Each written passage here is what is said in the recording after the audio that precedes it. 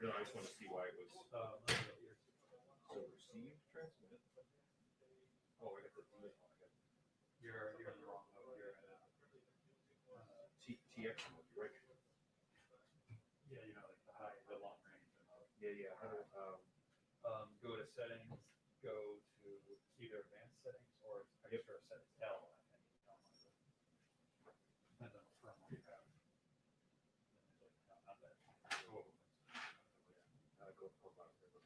Are these yours? Yeah. I would just go. That's what I'm doing. Reset them. That's what I'm doing. Just make sure the beeper's not on.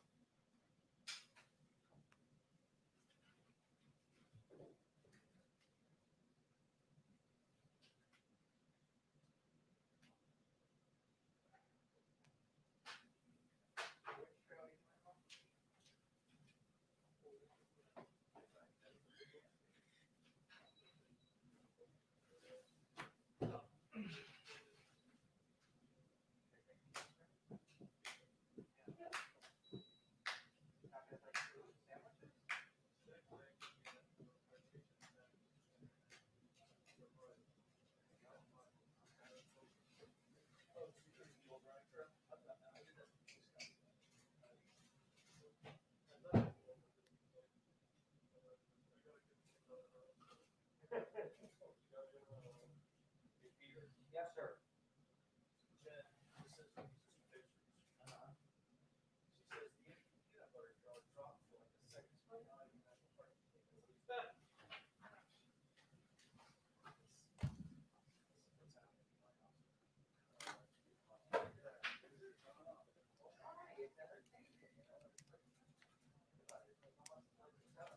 Stand there.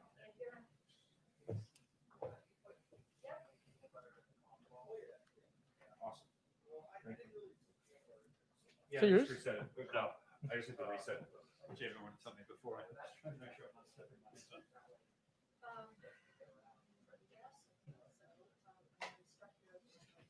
For being nice. Yeah,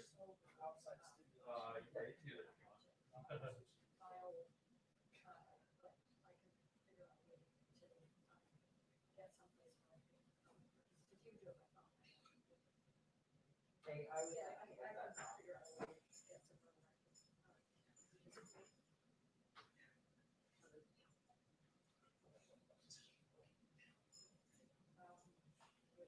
Can I get a focus from you?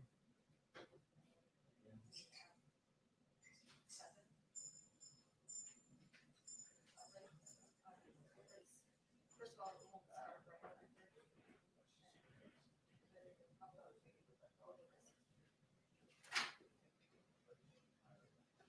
Okay.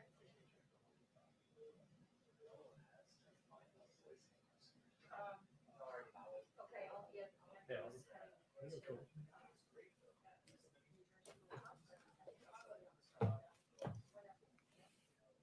Thank you. Got it. That's beautiful. I know.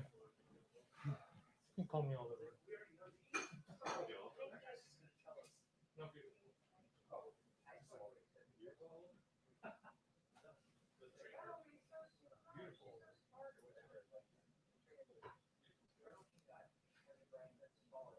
Yes.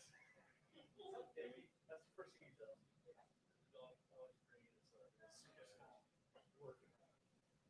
What he'll tell you, she'll say, "Will you take the dog?"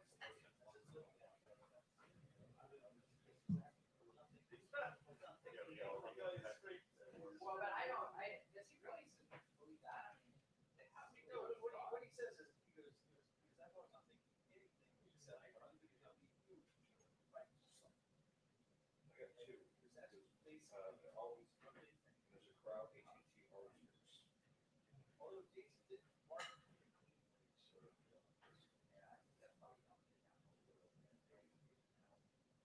Jensen, the really?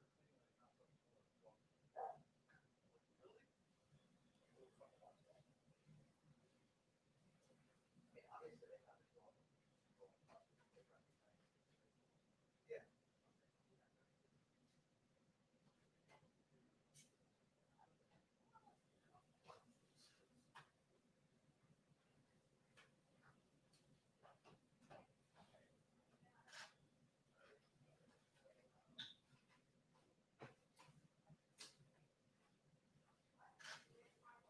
oh, you ready there, Chief?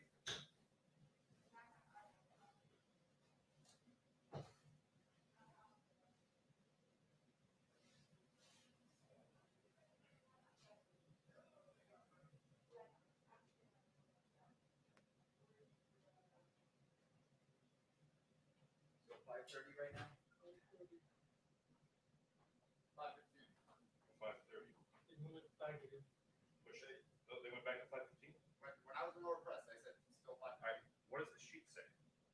The daily guidance is 5:15. Oh, perfect. So they said that they move it. I don't know anymore. They keep changing it. Where is everybody? I don't think, that's, No, I, Jason, I heard it got pushed back to five. After you guys told me that, I dumped into lower press and they said it was still on for 5:15 and they haven't sent any new guidance. Okay. You know what? I take my marching orders from you. say 5:20. I say when they say 2 minutes. Well, that's usually a lie. Agree. 2 minutes and then the.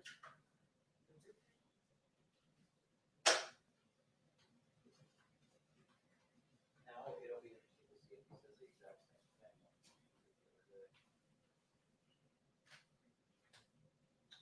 About, Well, apparently he's been running off the same script for 3 days.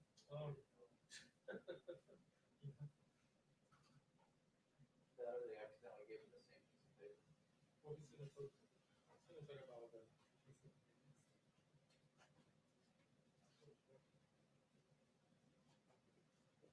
Oh, thank you. Yeah. You know, for this.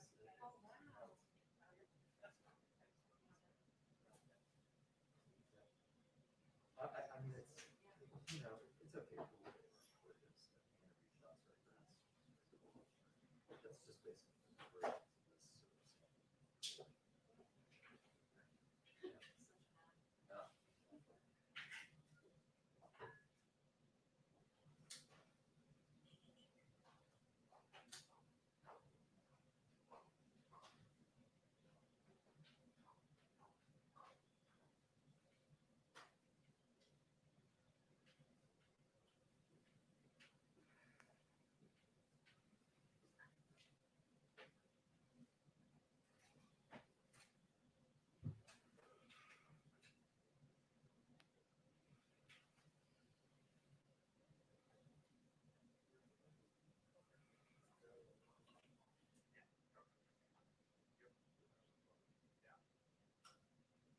Have you heard about Vermont?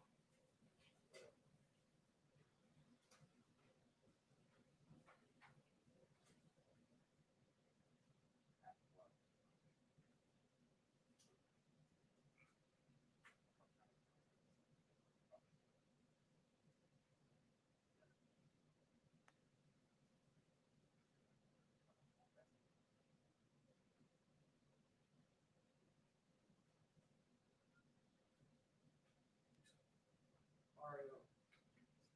Mr. Bloomberg.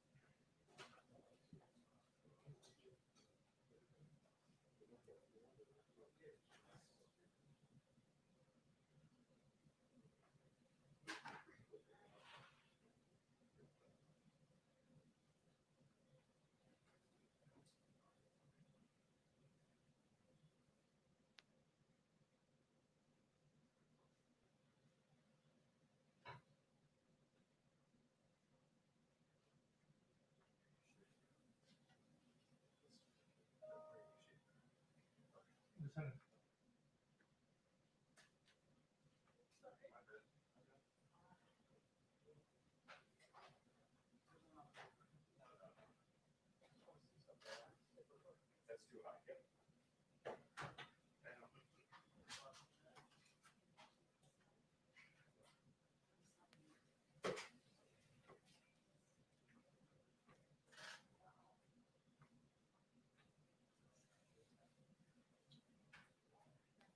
He's good. He's good.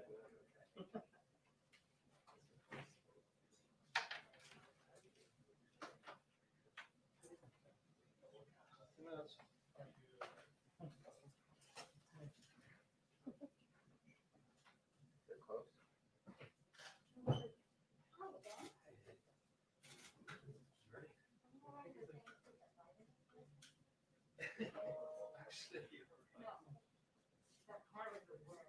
Good. I was gonna say, it could be hard.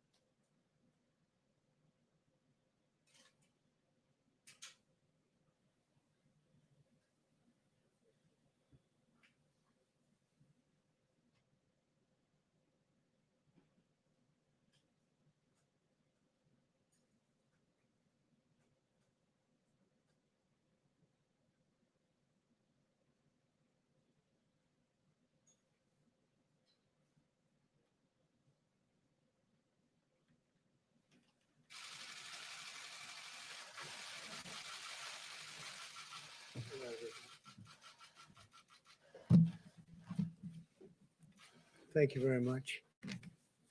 It was just announced by Attorney General Barr that they've caught the killer of Legend DeFaro,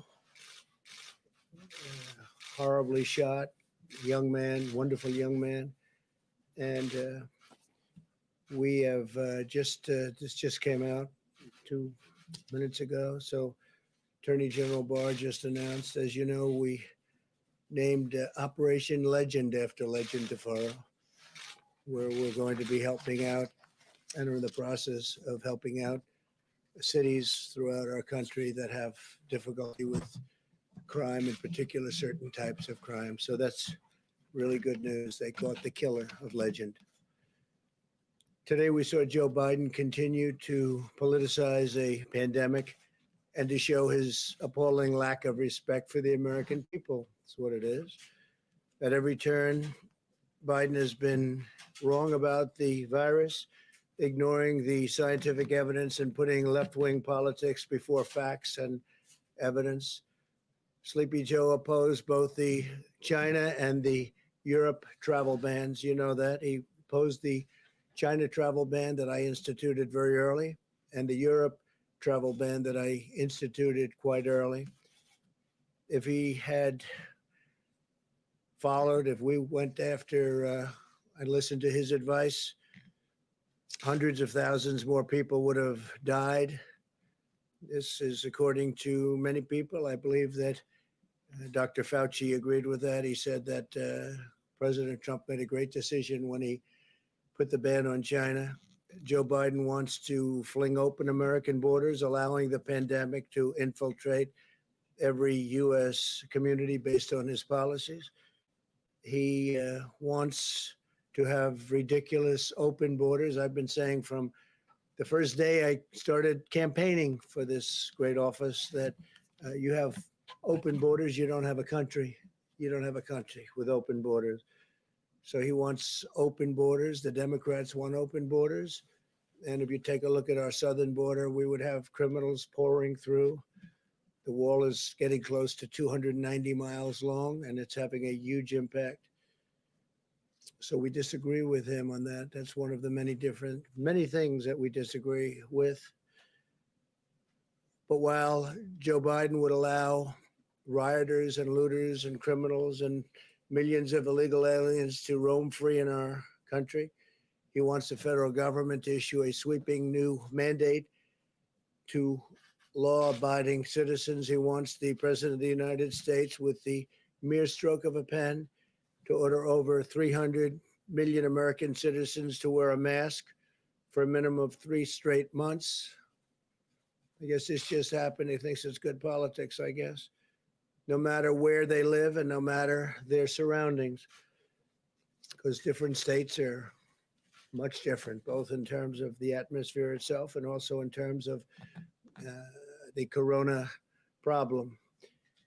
He does not identify what authority the president has to issue such a mandate or how federal law enforcement could possibly enforce it, or why we would be stepping on governors throughout our country, many of whom have done a very good job and they know what is needed. Also, many of our 50 states are doing the job at a level that, frankly, people are really surprised, including foreign governments that are calling us constantly and asking for advice. So I want to just say our governors have worked very hard. They've worked with Vice President Pence and myself and everybody else that's been going. We have Scott now involved. And so, Scott, congratulations. You'll be working with a lot of governors. You've already started. And Dr. Fauci and Dr. Birx. If the president has the unilateral power to order every single citizen to cover their face in nearly all instances, what other powers does he have? That's why he refused, Biden, to take questions. He couldn't answer any of them, couldn't answer the questions. He refuses to take questions. He never takes questions. I take questions. He never takes questions. And you sort of wonder what's going on, because they're not that difficult. Some can be nasty, but they're not that difficult. But he never takes questions. So he just, I guess, left. I didn't see it, but I guess he just left the podium. Put it in your minds. My administration has a different approach. We have urged Americans to wear masks. And I emphasized this is a patriotic thing to do. Maybe they're great, and maybe they're just good. Maybe they're not so good. But frankly, what do you have to lose? You have nothing to lose. So we do, and we've been saying wear them when it's appropriate, especially in terms of social distancing, if you can't distance enough. And what do you have to lose?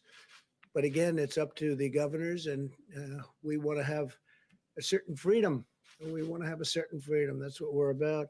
At the same time, we also understand that each state is different and is facing unique circumstances. You have very, very different states facing very unique differences and circumstances. We've entrusted the governors of each state, elected by the people, to develop and enforce their own mask policies and other policies, following guidance from the federal government and CDC. We're working with each state to implement a plan based on the facts and science. We will continue to urge Americans to wear masks when they cannot socially distance, but we do not need to bring the full weight of the federal government down on law-abiding Americans to accomplish this goal. Americans must have their freedoms, and I trust the American people and their governors very much. I trust the American people, and the governors want to do the right thing to make the smart decisions. And Joe doesn't know too much. Unlike the Biden approach, our approach is guided by science. That's why we're focused on protecting the high-risk Americans. That is why we're delivering effective medical treatments to dramatically reduce the fatality rate. And that is why we're developing a vaccine and therapeutics in record time. You'll see that, I think, very soon.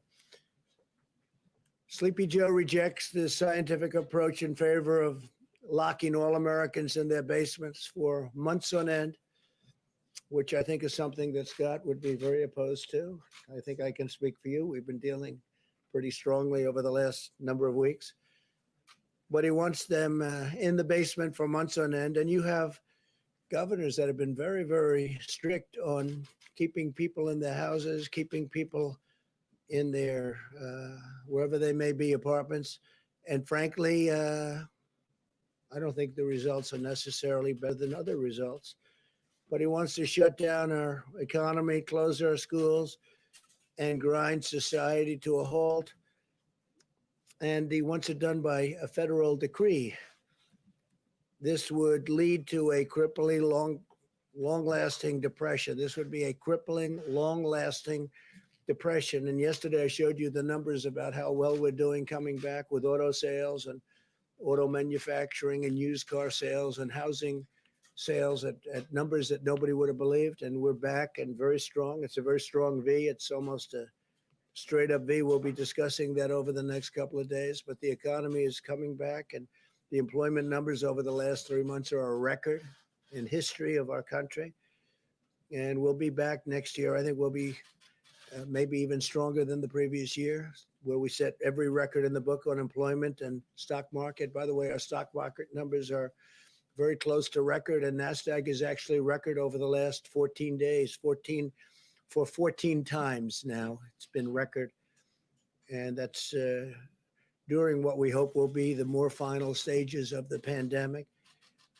So if we did what Biden wanted to do, it would shut down our healthcare system and lead to a massive increase in mortality, including suicide, overdose, heart disease, and countless other physical and mental harms.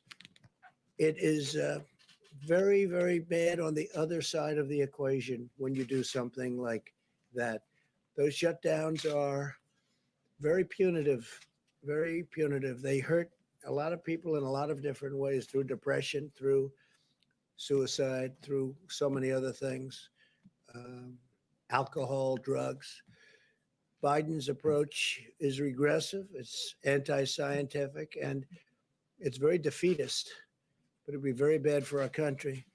While Joe Biden has been playing politics from the sidelines, he has no clue. We've been solving problems and delivering tremendous results. The most advanced and robust testing system on the planet, the number one producer of ventilators in the world by far, unprecedented industrial mobilization, biggest since World War II, Operation Warp Speed to deliver life-saving treatments, and very soon a vaccine. What a plan by Joe Biden has actually laid out would do, we've really already accomplished. In fact, many of the things that was well reported over the last few days, every single thing he said to do, every single thing we did, and we did them well. So Biden has no idea on his own. He only knows what he thinks we should do, and he spews it out, and then I guess you could say he plagiarizes, and he really did in our case, because every single one of the events, I think, Kayla, we can say that was something we had already done. So we'll defeat the virus, but not by hiding in our basements. He's got to come out of his basement. We'll defeat this virus through a common sense mitigation effort, shielding those at highest risk and unleashing America's medical and scientific genius, which is what it is. And we've already been doing it, and we're very close to having something that's going to be very, very special in the form of therapeutics and vaccines.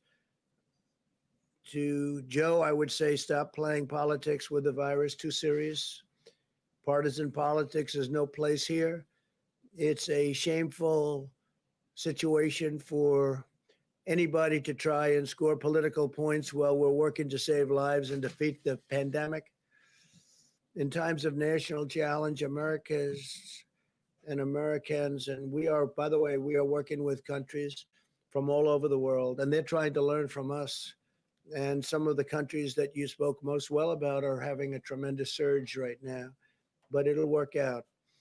But Americans must unite together, and they must put politics aside and have to really unite for a common good. 3 vaccines are in the final stage of clinical trials. They're doing really well. We're producing the most promising vaccine candidates in advance. As you know, part of the largest industrialization ever. It's incredible when I meet with heads of companies that are doing this, that are the best companies anywhere in the world. It's incredible where they are, how they're doing, and the speed with which they're doing it, and also the speed with which the FDA is approving things. Because by any other standard, you would have been 2 or 3 years away from being at the point that we're at. By the end of this week, we will have shipped 1,846 rapid point of care testing devices to nursing homes, which are a very important source, as you know, for people that are not handling the plague from China very well.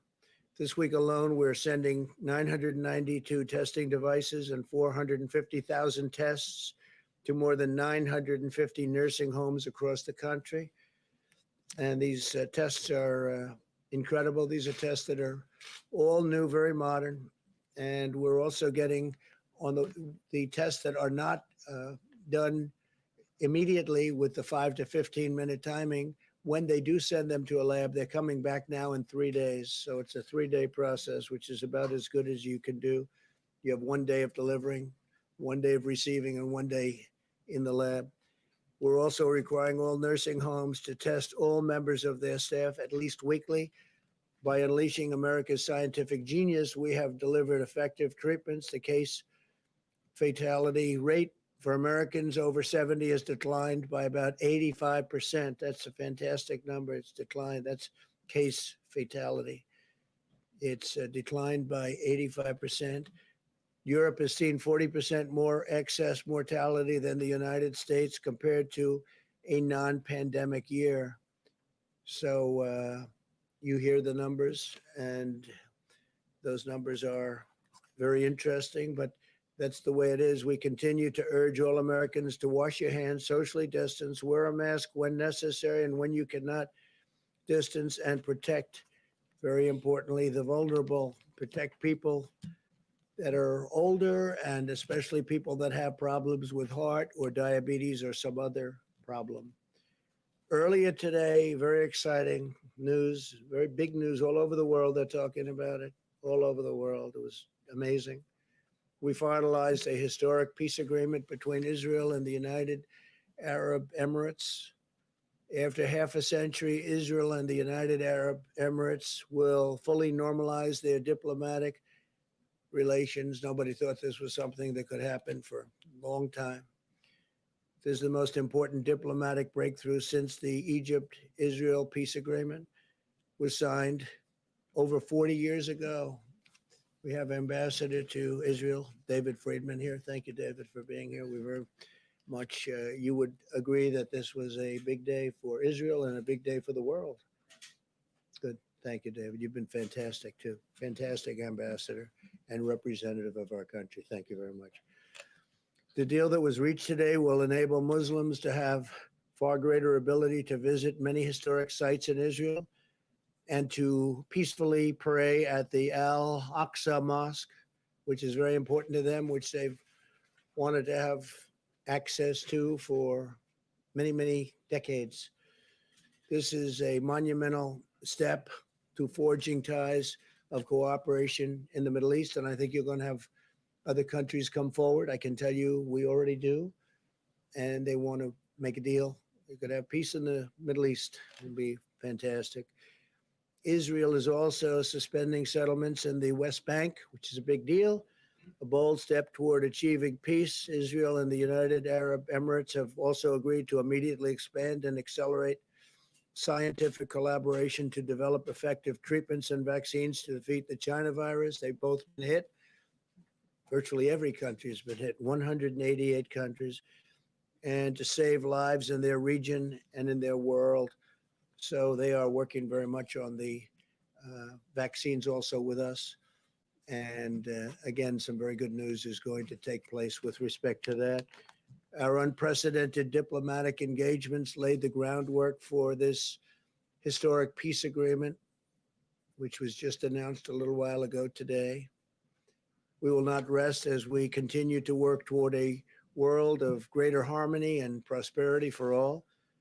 I want to thank Prime Minister Benjamin Netanyahu of Israel and Crown Prince Mohammed bin Zayed of the United Arab Emirates, two fantastic people for their vision and their leadership. And I look forward to hosting them at the White House very soon to formally sign the agreement. We'll probably be doing it over the next, I would say, 3 weeks. And they'll be coming to Washington. So that was a tremendous day. That was a tremendous thing that happened.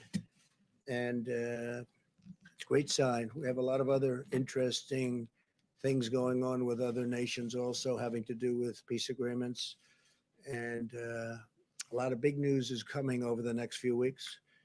And I'm sure you'll be very impressed. And more importantly, it's a great thing for our country, a great thing for the world.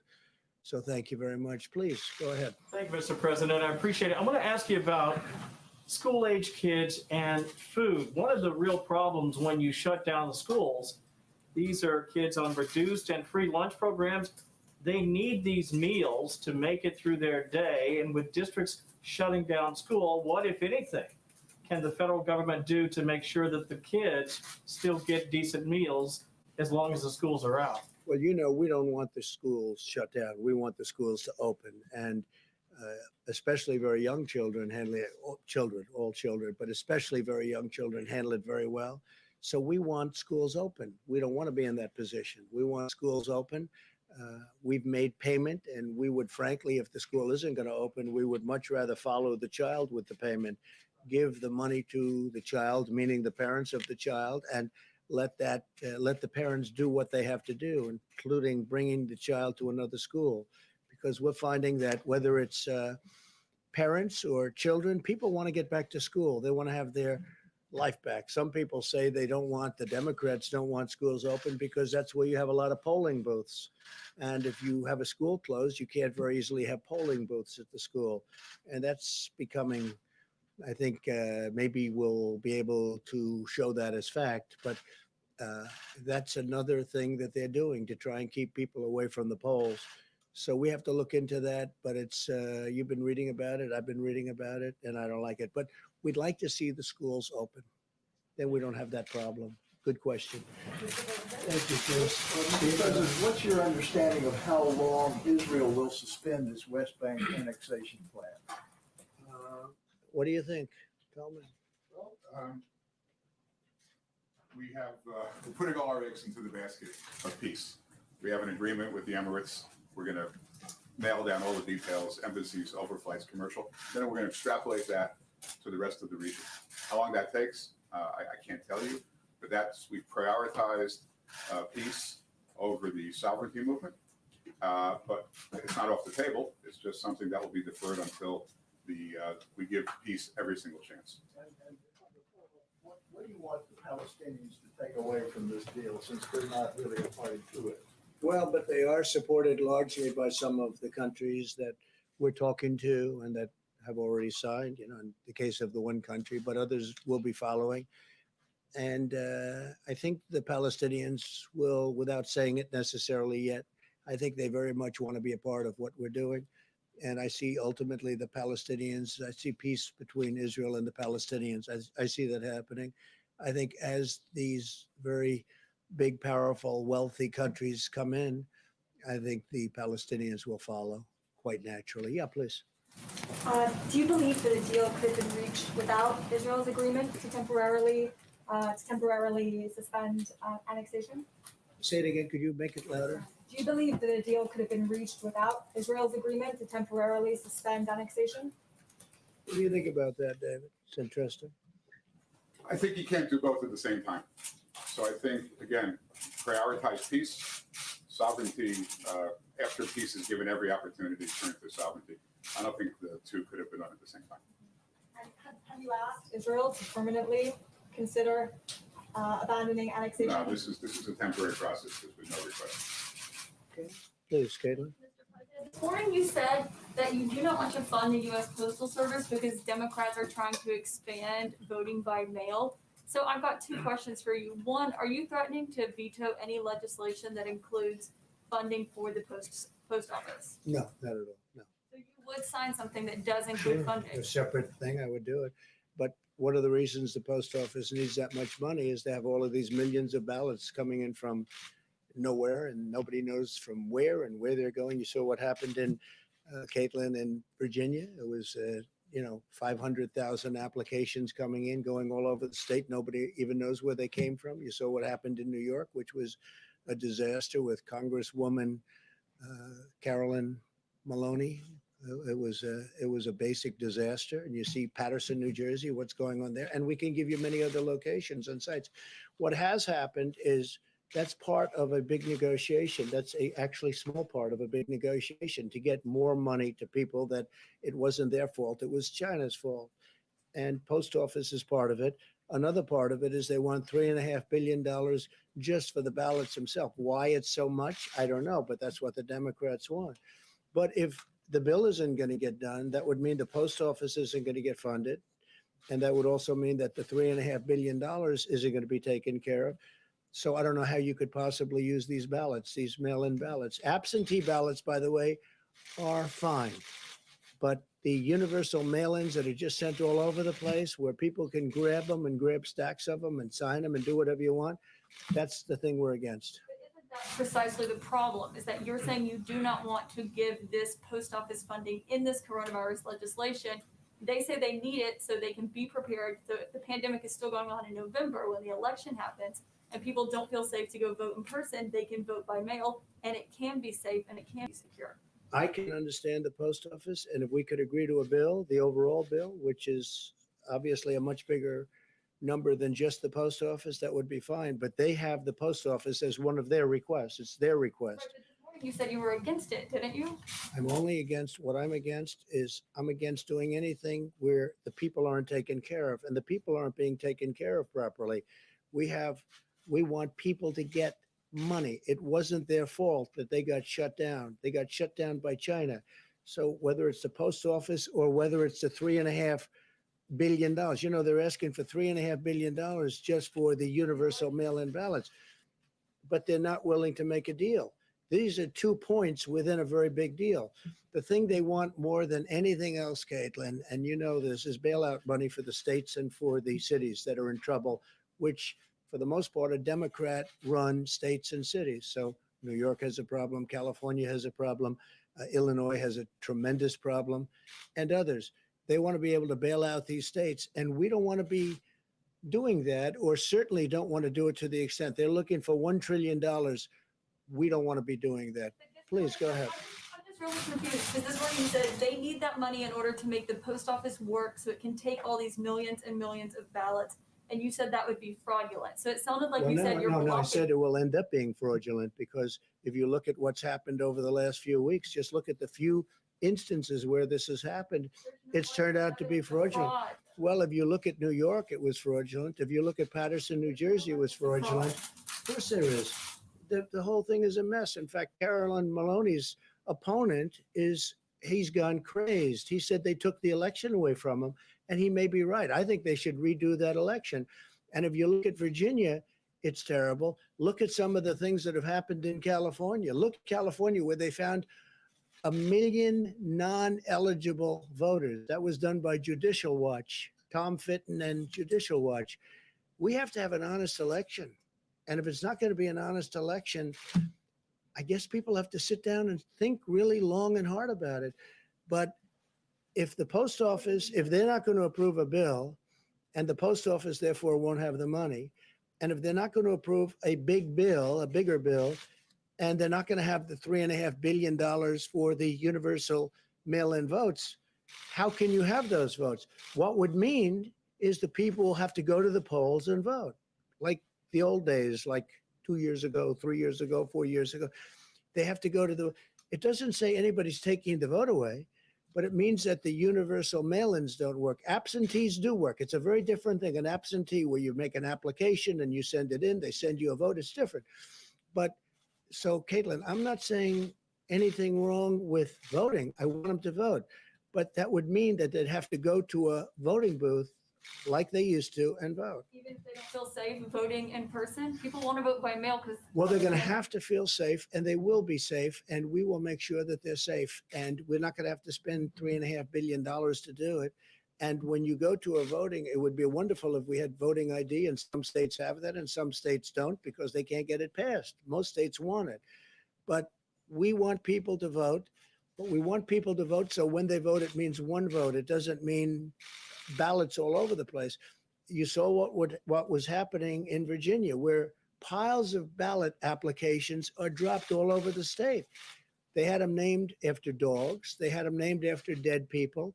We want to have an accurate vote. I'm not doing this for any reason. Maybe the other turns out to be my advantage. I don't know. I can't tell you that. But I do know this. I just want an accurate vote.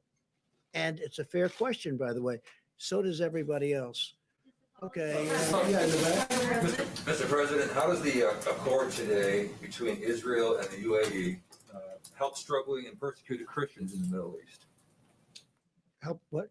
How does it help struggling and persecuted Christians in the Middle East, the deal today? Well, I think it's going to. I think it's a big start. And you're right about that. Christians have been persecuted by some countries in particular in the Middle East. And I think this is a big start. It's going to be a very strong start, very powerful start.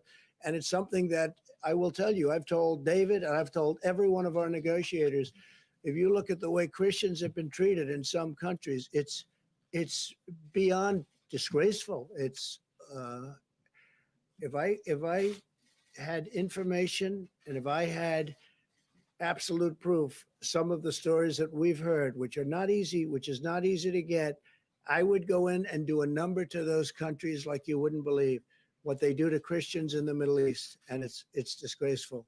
It's disgraceful. You're right. It's a very big part of the overall negotiation. And as countries come in, for instance, UAE has agreed very strongly to represent us. I think they will very well with respect to Christianity, because in the Middle East, it's not treated well. It's not treated well at all. It's treated horribly and very unfairly. And it's criminal what's happened. And that's for many, many years. I think it's a great question and it's a very unfair situation. Please go ahead. Thank you, Mr. President. Larry Kudlow said that there's a routine check-in call with China on the phase 1 trade deal. My question is, what if they bring up TikTok and also WeChat? Would you instruct your team to engage them on that executive order? We have a deadline of September 15th. And whether it's Microsoft, I understand, and others are negotiating. We also said that obviously it's worthless if we don't allow them into the country. So we said that the United States Treasury is going to be getting something out of this deal, something very substantial. But what we want is total security. But we have a deadline of September 15th. So I know Microsoft and others are very interested in it. But that's our deadline. And it has to be proven to be totally secure. We don't want to have any information going into China with what we've been through. And I have to tell you, you talked about the deal. You mentioned the phase 1 deal. Well, the phase 1 deal, it's a very interesting situation because you've been hearing the largest order of corn in history, the largest order of soybeans, the largest order of beef. They've done more than they've ever done. So you're going to have to figure that one out. With where I'm coming from, I could have, because they see my attitude. My attitude toward China is not friendly, but they have gone into orders that are extremely large, and our farmers are very happy. But with what they did with respect to the pandemic, the plague that came in from China, it just is a different feeling. It was an incredible deal, but I have a very different feeling. But they are giving the Midwest, our farmers, among the largest orders they've ever seen. Somebody told me today, Bob Lighthizer, that it's about 40% of what they're selling now is going to China. So maybe they're trying to make me change my mind a little bit, because you know my attitude on China, and it hasn't been very good. Well, we're not talking to them. No, we're talking to the companies. In theory, it's a company, but it's a company within China. That means China. And the deal will have to be substantially beneficial to the United States, and we need total security.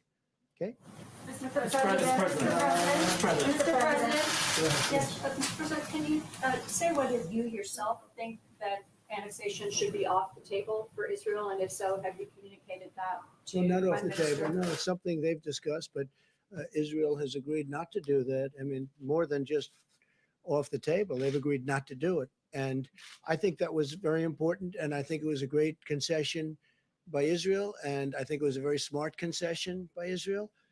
But David, do you have anything further to add on Prime that? Minister was pretty clear today at his own press conference that he considers this to be a temporary suspension and that the deal would still be open to him at some point in the future. I'm asking what you think he should do. Should he Well, actually right now, write it all I off? can say, it's off the table. So I can't talk about sometime into the future. That's a big statement. But right now, it's off the table. Is that a correct statement, Mr. Ambassador? Yes, the word suspend was chosen carefully by all the parties. Suspend by definition, look it up, it means temporary halt. It's off the table now, but it's not off the table permanently. Go ahead. Thank you so much. Just to follow to some of the questions that Caitlin was asking, you said you do want an accurate vote. Would That's right. you direct the Postmaster General to reverse some of the policy changes that have No, occurred not at there all. in order to prevent delays? No, I wouldn't do that at all. No, I want the post office to run properly, but which makes sense. They would need a lot more money if they're going to be taking in tens of millions of ballots that just come out of the sky from nowhere. And so they need additional financial help. It's a part of the bill that the Democrats don't want to make because they want $1 trillion, much bigger part of the bill. They want $1 trillion to go to states that are run by governors who happen to be Democrats who have not done a good job for many, many years. And those are states that owe a lot of money and need a lot of money. And they're talking about $1 trillion. So the post office and the $3.5 billion for the votes themselves, which sounds like a lot of money they're looking for. $3.5 billion. Think of that. $3.5 billion to have mail-in ballots. Again, absentee good, universal mail-in very bad. Please. One quick follow-up. Given that the negotiations are still ongoing about whether to get more money to the Postal Service, why not put more resources and more money yourself? Find a way to do that to make sure there isn't. Well, they can do it very easily. All they have to do is make a deal. If they make a deal, the Postal Service is taken care of. The money they need for the mail-in ballots would be taken care of if we agree to it. That doesn't mean we're going to agree to it, but all they have to do is make a deal. But again, more important to them is not that. That's a lot of money, but it's small time compared to the other. What they want to do, and very, very, very strongly what they want to do, is bail out cities that are run by Democrats and have been for many years. And these cities and states have done very badly, and they desperately need money for that. And we're open to something, but we're not open to the kind of money that they need. Go ahead, please. Mr. President, very quickly, my question to you is just what are Just you 1 doing- second, please. Go What are ahead. you doing as president to make sure there is a free and fair election? That the what? What are you doing as president to make sure there is a free and fair election? So everyone talks about Russia, Russia, Russia. They talk about China, China. They talk about all of these different countries that come in and run our elections, which is false. But what they don't talk about are things like very loose mail-in ballots, universal in nature, that frankly, Russia, China, North Korea, Iran, all of these countries that we are reading about, hearing about, and in some cases they're writing about intelligence-wise, these countries can grab those ballots or print forgeries of those ballots, and they would go out and they would have a field day. This is the easiest way for the mail-in ballots, is the easiest way for a country like a China or a Russia or a North Korea or Iran. I hear Iran too, that was part of the report. This would be very easy for them. This is much easier than, well, we have been very strong. Now, if you remember, President Obama was informed about Russia by the FBI in September. The election was in November.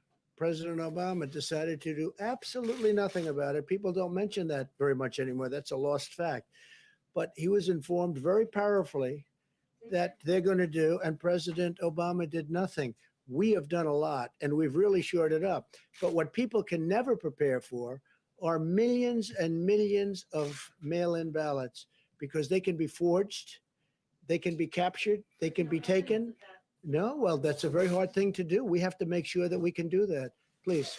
Mr. President, after 3.5 years, do you regret it all the lying you've done to the American people? On All the what? everything. All the lying, all the dishonesties That who has done?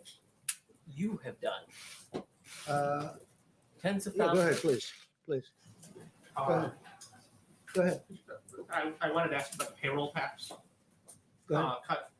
One, is it going to be optional or mandatory for employers to defer and not collect the payroll tax? So we're- And if I have a follow-up on The that. payroll tax is very important and a very big benefit to people, as you know, to companies, because we want the companies to be strong, but now directly to people.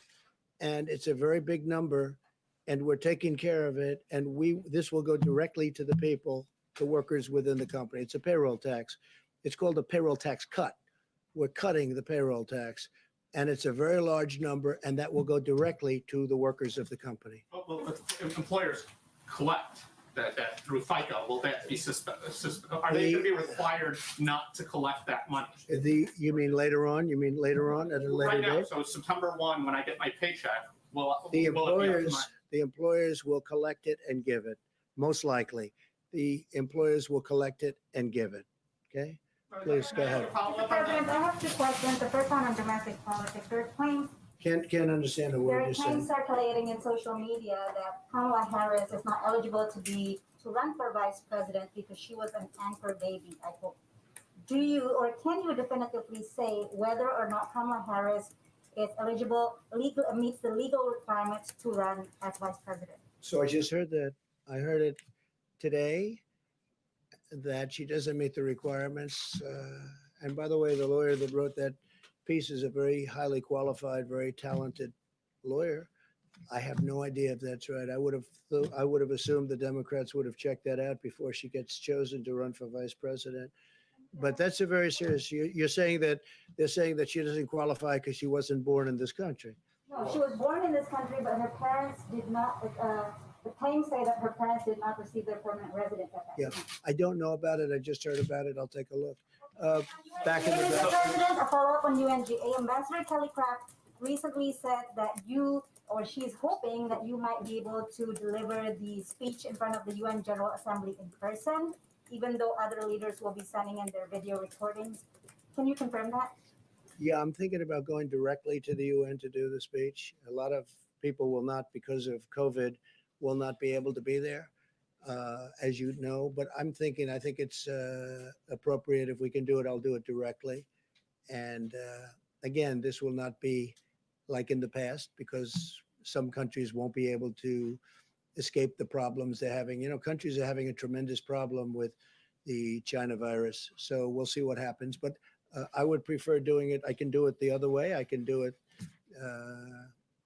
viral, as they say. I can do it in that form, but I'd rather be at the United Nations, deliver it. I think it better represents the country.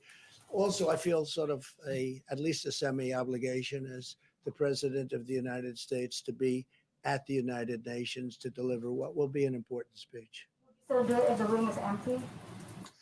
Well, the room won't be empty. The room will have different people there and representatives of countries. But I can understand how it's very difficult for countries to be there. They won't be there only for that reason. They'd love to be there. I've already had people call, in fact, say a couple of them, "I'd love to be there. If you want, I'll be there." I said, "Don't be there. You don't have to be there." No, the room would be. I think the room will not be, although there may be a spacing requirement like you have in this room. This room was always packed. This room would be packed again if we had the seats open, but you have a spacing requirement. So I understand that the United Nations, they may have that too. Yes, please.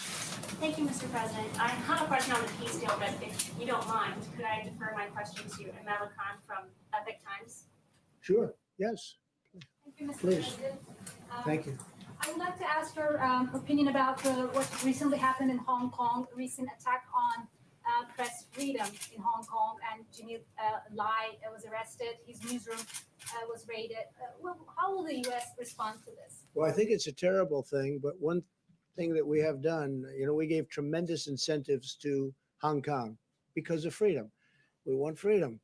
And we were giving tremendous economic incentives to Hong Kong, and we have now withdrawn all of those incentives. And it will be impossible for Hong Kong to compete with the United States with respect to that. It just won't be, because we've taken all of the incentives away.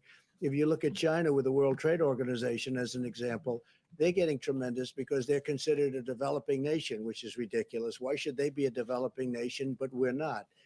And they get tremendous incentives. We have, by the way, told them it's unacceptable, and we've been doing that for a long time. They understand exactly how we feel, and big changes are being made. But with respect to Hong Kong, they get tremendous financial incentives so that they could do business and compete in the world. We've now withdrawn all of those incentives. It's going to be very hard for Hong Kong to compete. And I will tell you that the United States, and I say this from any standpoint you want to hear it, will end up making a lot more money because of it, because we lost a lot of business to Hong Kong. We made it very convenient for people to go there, for companies to go there. We've withdrawn all of that. And the United States will be a big beneficiary from an economic standpoint. But I hate to see what happened to Hong Kong, because freedom is a great thing. Thank you all very much. Thank you. Thank you very much.